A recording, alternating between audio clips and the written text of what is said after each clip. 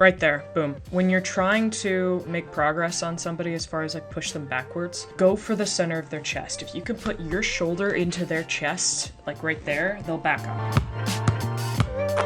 Welcome back to Balanced Basketball Academy, and today we're looking at the MVP and now NBA champion Shai Gilgeous-Alexander and his offseason workout because they won Game 7, it's officially the offseason now, guys. It's time to take a look at what these guys are doing on their downtime and how they're getting better and prepared for the next season. And Shai definitely made a major jump from last year to this year to be able to, again, win an MVP and get an NBA title. So, for those of you who are new, I'm Jordan. I was a former college basketball player, and now I'm a trainer. Today, I'm breaking down some of the training techniques that Shai Gilgeous-Alexander uses in order to get better at basketball.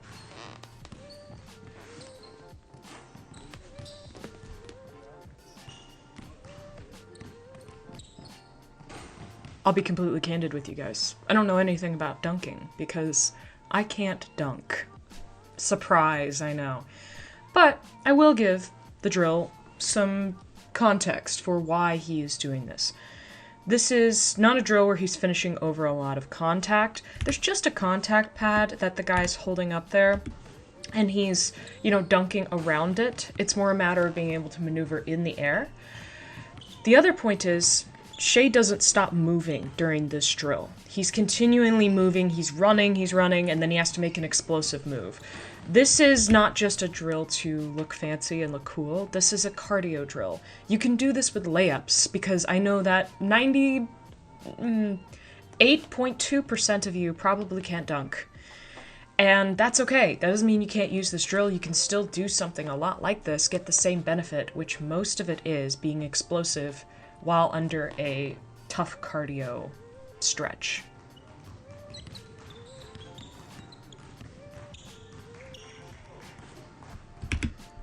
At the NBA level, and also at high levels of high school and college, you see where he takes off right here? Takes off at the free throw line and is shooting that floater. When you get better at basketball, everything just kind of moves back, where you're able to finish from longer and longer distances and the defense is able to react to you quicker.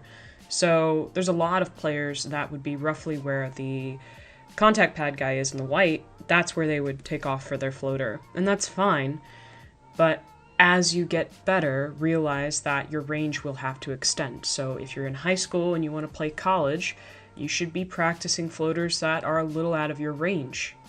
Not exclusively, but you should be doing that. Same thing with three-pointers. You shouldn't just be practicing high school three-pointers. If you want to play at the next level, you gotta train like it. When you're right there, boom. When you're trying to make progress on somebody as far as like push them backwards, go for the center of their chest. If you can put your shoulder into their chest, like right there, they'll back up. They'll back up, and then you can bounce off, create space, make your move. That's the thing. If somebody's crowding you like that, head into their chest. I'm not saying commit, like an offensive foul. No. If they suddenly now are 2 feet away from you after being, chest to chest right next to you, they're going to want to close that gap. That's a point in which you can make a crossover and you can get by them because they're going to be closing the gap. And once you get by them, you can have the angle. And he's doing that same principle right here. You'll notice he's dribbling and scoring from well behind the three-point line. Because if you can score from well behind the three-point line in practice, then, when you close that gap a little bit, the distance won't be as difficult. Because the actual NBA three-point line it's not quite that far. He's a good distance behind it. I think he's playing it safe because there's no NBA three-point line in the gym he's working at right now.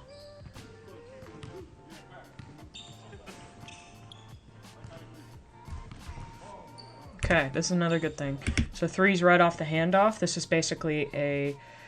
just a pick and roll, right? When you're doing that handoff and you're coming off of it, if somebody goes under, you need to be a good enough shooter that you can shoot right off of that catch.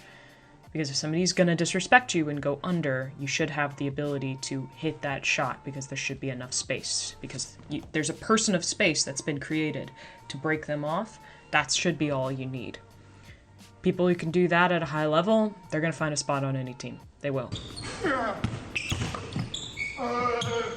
I don't know why he made the weird donkey noise. Swipe low, swipe under the hands, drive, and then the double pump. Okay, so what's the deal with the double pump? Well, a lot of people are like, oh, well, it looks really cool because you're hanging up in the air. Well, part of the reason why the double pump is really efficient and helpful is because it's difficult for shot blockers to time when you're going to actually put the ball up if you double pump.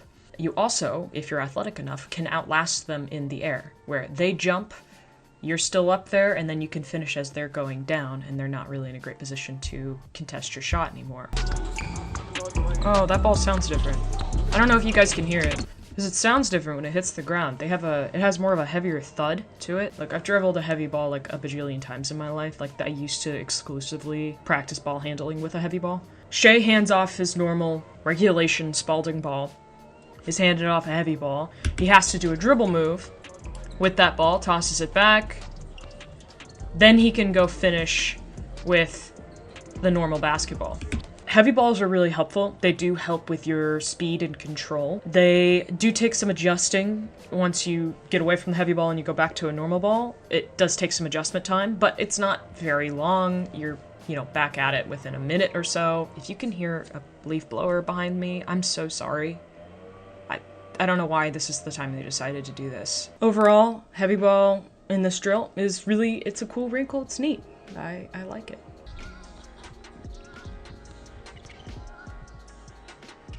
Okay, so I've taught this before in other videos. I've said, hey, you'd like to keep your offhand up so you can defend in the air.